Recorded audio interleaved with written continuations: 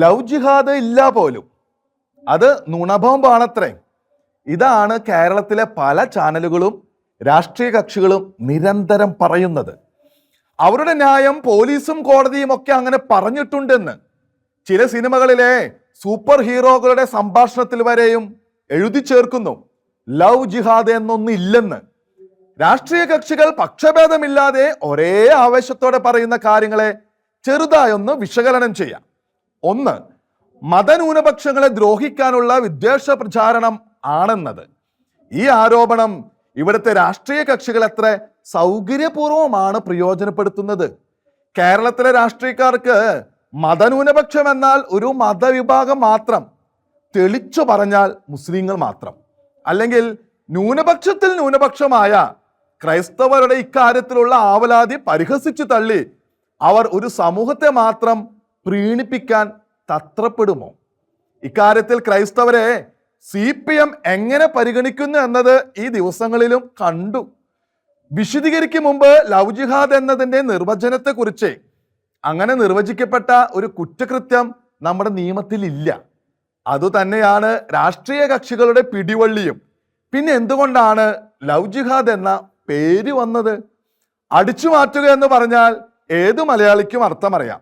എന്നാൽ അടിച്ചു മാറ്റുക എന്നൊരു കുറ്റകൃത്യം നമ്മുടെ നിയമത്തിൽ ഇല്ല എന്നു കരുതി പോലീസോ പട്ടാളമോ പാർലമെന്റോ കോടതിയോ എല്ലാവരും ചേർന്നോ നിഷേധിച്ചാലും ആ വസ്തുത ഇല്ലാതാകുന്നില്ല. കാഫിറുകളുടെ മേൽ ആധിപത്യം സ്ഥാപിക്കാനോ അവരെ ഇല്ലായ്മ ചെയ്യാനോ നടത്തുന്ന പോരാട്ടത്തെ പുണ്യമായി കുറഞ്ഞ പക്ഷം ഇസ്ലാമിക തീവ്രവാദികളെങ്കിലും കാണുന്നുണ്ടെന്നത് ഒരു കപട രാഷ്ട്രീയവാദിക്കും നിഷേധിക്കാൻ കഴിയാത്ത കാര്യം. അമുസ്ലിം പെൺകുട്ടികളെ പ്രണയത്തിന്റെ കുരുക്കിലാക്കി മുസ്ലിം യുവാക്കൾ മതം മാറ്റുന്ന സംഭവങ്ങൾ ആവർത്തിച്ചുണ്ടായപ്പോഴാണ് അവയുടെ സമുദായ വ്യക്തിദ്രോഹ പ്രഭാവം ബന്ധപ്പെട്ട സമൂഹങ്ങൾ തിരിച്ചറിഞ്ഞത്. അതോടെയാണ് ലവ് ജിഹാദ് എന്ന ആരോപണം ഉയർന്നതും. കാരണം അത്തരം സംഭവങ്ങളുടെ ആവർത്തനവും മതമാറി വീട്ടുകാരെ തള്ളിപ്പറഞ്ഞ് എന്നേക്കുമായി അകന്നു പോകുന്നതും കുടുംബങ്ങൾക്ക് മാത്രമല്ല, ക്രൈസ്തവ സമൂഹത്തിനും ഭീഷണി തന്നെ എന്ന് വന്നു. താരുണ്യപ്രായക്കാരായ പെൺമക്കൾ ചതിയും കെണിയും തിരിച്ചറിയാതെ പ്രണയമെന്ന മോഹത്തിൽ കുടുങ്ങി എന്നേക്കുമായി നഷ്ടപ്പെടുന്നത് സഹിക്കാൻ മാതാപിതാക്കൾക്ക് കഴിയുന്നില്ല. 2010 മുമ്പ് തന്നെ ക്രൈസ്തവ സമൂഹം ഈ ഭീഷണി നേരിടേണ്ടി വന്നതാണ്. പിന്നെയും ആരോപണം ഉയർന്നപ്പോഴാണ് 2006-2014 കാലയളവിൽ കേരളത്തിലെ 2667 പെൺകുട്ടികൾ ഇസ്ലാം മതം സ്വീകരിച്ചെന്ന് 2014 ജൂണിൽ മുഖ്യമന്ത്രി ഉമ്മൻചാണ്ടി നിയമസഭയെ അറിയിച്ചത്. പക്ഷേ മതം മാറാൻ കാരണം വിവാഹമോ പ്രണയമോ എന്നൊന്നും സർക്കാർ ജനങ്ങളെ അറിയിച്ചില്ല. ബലം പ്രയോഗിച്ചുള്ള മതമാറ്റമല്ല എന്ന് പ്രത്യേകമായി നിഷേധിക്കുകയും ചെയ്തു. എങ്ങനെയും അത് സ്ഥാപിച്ചു വെക്കാനാണ് അന്നും ഇന്നും കേരളത്തിലെ ഭരണാധികാരികൾക്കും CPM-നും കോൺഗ്രസിനുമെല്ലാം താല്പര്യം. പെൺകുട്ടികളെ കഴുത്തിൽ കുത്തിപ്പിടിച്ച് മതമാറ്റിയെന്നല്ല ആരെങ്കിലും പരാതിപ്പെട്ടത്. വഞ്ചനയും പ്രണയമോഹവും പുറത്തു പറയാൻ കഴിയാത്ത കുരുക്കുകളും ഉപയോഗിച്ചു മതമാറ്റുന്നു എന്ന് തന്നെ പരാതിക്കാരായ സമൂഹം എപ്പോഴും വിശ്വസിക്കുന്നു. ഇസ്ലാം മതം സ്വീകരിച്ച് മുസ്ലിം യുവാവിനെ വിവാഹം കഴിച്ച് ഹാദിയായി മാറിയ പെൺകുട്ടിയുടെ കേസ് 2017 സുപ്രീം കോടതി വരെ എത്തി. അതിന്റെ ഭാഗമായിട്ടാണ് ലവ് ജിഹാദ് ഇല്ല എന്ന് അന്വേഷണ ഉദ്യോഗസ്ഥർ റിപ്പോർട്ട് ചെയ്തതും കോടതി അത് അംഗീകരിച്ചതും. ഈ അന്വേഷണ റിപ്പോർട്ട് ചൂണ്ടിക്കാട്ടി അത് മുതൽ ഇന്ന് വരെയും എല്ലാ രാഷ്ട്രീയ നേതാക്കളും ചാനൽ പ്രവർത്തകരും സദാ പരാതിക്കാരെ പരിഹാസപൂർവ്വം നിഷേധിക്കുന്നു. കോടതിയും പോലീസും ഒക്കെ 5 വർഷം മുമ്പ് പറഞ്ഞ കാര്യം എല്ലാ കാലത്തേക്കും ബാധകമാണെന്ന് ആരാണ് കൽപ്പിക്കുന്നത് എന്ന ചോദ്യം അവിടെ നിൽക്കട്ടെ. പ്രധാനപ്പെട്ട മറ്റൊരു കാര്യം പോലീസും മറ്റും ഇക്കാര്യം ആരോട് എവിടെ അന്വേഷിച്ചു എന്നതാണ്. Arch bishop Mar Joseph Pamplany പിതാവ് ഉയർത്തിയ ഈ ചോദ്യം നിശ്ചയമായും സർക്കാരും പോലീസും രാഷ്ട്രീയ നേതാക്കളും ഉത്തരം പറയാൻ ബാധ്യസ്ഥമായ ചോദ്യമാണ്. ഉമ്മൻചാണ്ടി നിയമസഭയിൽ പറഞ്ഞ സംഭവങ്ങളിൽ തന്നെ പെൺകുട്ടികൾ ഇസ്ലാം മതം സ്വീകരിച്ചത് ഏതെങ്കിലും മതപ്രഭാഷകന്റെ ഉജ്ജ്വലമായ വാക്കുകൾ കേട്ടതിന്റെ ആവേശത്തിലൊന്നുമല്ല. അത് ഏത് സാധാരണക്കാർക്കും അറിയാം. ഈ മതമാറ്റങ്ങളെല്ലാം തന്നെ പ്രണയമോ വിവാഹമോ ഉൾപ്പെട്ട വശീകരണ സംഭവങ്ങളുടെ ഭാഗം. ഇങ്ങനെ എന്നേക്കുമായി പെൺമക്കൾ നഷ്ടപ്പെട്ടതിനെ കുറിച്ച് രക്ഷാകർത്താക്കൾക്ക് പരാതിയുണ്ട്.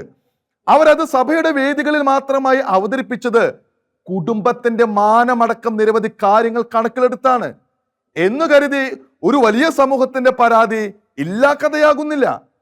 ലവ് ജിഹാദ് എന്ന ആരോപണത്തെക്കുറിച്ച് റിപ്പോർട്ട് തേടിയ കോടതിയെ ബോധ്യപ്പെടുത്താൻ പോലീസുകാർ കേസുകളുടെ ഔദ്യോഗിക രേഖകൾ പരിശോധിച്ചു കാണും. അതവർ നിഷ്കർഷയോടെ നിർവഹിക്കുകയും ചെയ്തിരിക്കാം. പക്ഷേ അവയിലൊന്നും ലവ് ജിഹാദ് എന്ന പേര് ഉപയോഗിച്ചുള്ള കേസുകൾ കാണുകയില്ലല്ലോ. അത് അവസരമാക്കി ലവ് ജിഹാദ് ഇല്ല എന്ന് സ്ഥാപിച്ച് ആവലാതി തള്ളാൻ രാഷ്ട്രീയക്കാർ ശ്രമിച്ചാൽ ക്രൈസ്തവ സമൂഹത്തിന് അത് അംഗീകരിക്കാൻ നിവൃത്തിയില്ല. മാർ പാംപ്ലാനി സൂചിപ്പിച്ചതുപോലെ പോലീസുകാരുടെ സാങ്കേതികത്വം പാലിക്കാനല്ല രാഷ്ട്രീയ നേതൃത്വം നയിക്കുന്ന സർക്കാർ ശ്രമിക്കേണ്ടത്. ഒരു സമൂഹത്തിന്റെ കനത്ത പരാതി എന്ന നിലയ്ക്ക് നിരവധി സ്രോതസ്സുകളെ ബന്ധപ്പെട്ട് വാസ്തവം കണ്ടെത്താൻ പോലീസ് തയ്യാറാകണമായിരുന്നു. അവരെ കൊണ്ട് ഭരണ നേതൃത്വം അത് ചെയ്യിക്കണമെന്നായിരുന്നു. പക്ഷേ ഇസ്ലാമിക പ്രീണനം ലക്ഷ്യവും സ്വപ്നവുമായി കരുതുന്ന സർക്കാരുകൾ ഉണ്ടോ അത് ചെയ്യുന്നു?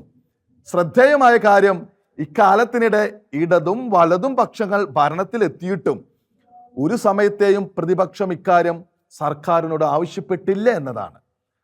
സർക്കാരിനെ വിമർശിക്കാൻ വേണ്ടി പോലും മതപ്രീണനത്തിൽ എന്തൊരു ഐക്യദാർഢ്യം. സമയം കഴിഞ്ഞിട്ടില്ല. ക്രൈസ്തവർ പരാതി ഉപേക്ഷിച്ചിട്ടുമില്ല. പ്രണയക്കെണിയാൽ ക്രൈസ്തവ പെൺകുട്ടികളെ റാഞ്ചുന്നു എന്ന ആവലാതിയിൽ നിയമ സാങ്കേതികത്വം പറഞ്ഞ് ന്യായീകരണത്തിന് തുനിയാതിരിക്കുക, സമഗ്രമായ അന്വേഷണം നടത്തുക. സർക്കാരിനോട് ക്രൈസ്തവ സമൂഹം അത് നിർബന്ധപൂർവം ആവശ്യപ്പെടുന്നു. എന്തുകൊണ്ടാണ് അത് ചെയ്യാൻ സർക്കാർ ഇതുവരെയും തയ്യാറാകാതിരിക്കുന്നത്? ഭൂരിപക്ഷ ന്യൂനപക്ഷത്തെ ഭയന്നിട്ടോ പ്രീണിപ്പിക്കാനോ? ഇസ്ലാമിക സമൂഹം മുഴുവൻ ആരോപണ വിധേയരും ക്രൈസ്തവ സമൂഹം മുഴുവൻ സംശയഗ്രസ്തരും ക്ഷതമേറ്റവരും എന്ന മട്ടിൽ കാലങ്ങൾ കടന്നു പോകുന്നത് നാടിനു നന്നല്ല. സർക്കാരിനെതിരെ ഗർജിക്കുന്ന സുധാകരനെയും സതീഷിനെയും പോലെയുള്ള നേതാക്കൾക്ക് എന്തുകൊണ്ട് അന്വേഷണം ആവശ്യപ്പെടാൻ നാവ് പൊങ്ങുന്നില്ല? ക്രൈസ്തവരുടെ വികാരം സ്വാഭാവികമായി പ്രകടിപ്പിച്ച CPM നേതാവ് ജോർജ് M തോമസിനെ ഇസ്ലാമിക സംഘടനകളുടെ പ്രീതിക്കായി ശാസിച്ച CPMന്റെ കൂറും കാപട്യവും അതോടെ വ്യക്തമായി. ആ ശാസനയ്ക്കായി രാഷ്ട്രീയ അന്തരീക്ഷം തുടരെ ചാർജ് ചെയ്തുകൊണ്ടിരുന്ന മെഗാ ചാനലുകളുടെ ആവേശവും തിരിച്ചറിയാവുന്നത്രയായിരുന്നു. എന്തായാലും ന്യൂനപക്ഷത്തിലെ ന്യൂനപക്ഷത്തിന്റെ ആവലാതി ഭൂരിപക്ഷത്തിനു വേണ്ടി നിരന്തരം അവഗണിക്കുന്നത് തീർച്ചയായും അനീതിയാണ്, തിരിച്ചടി കൊയ്യുന്ന അനീതി.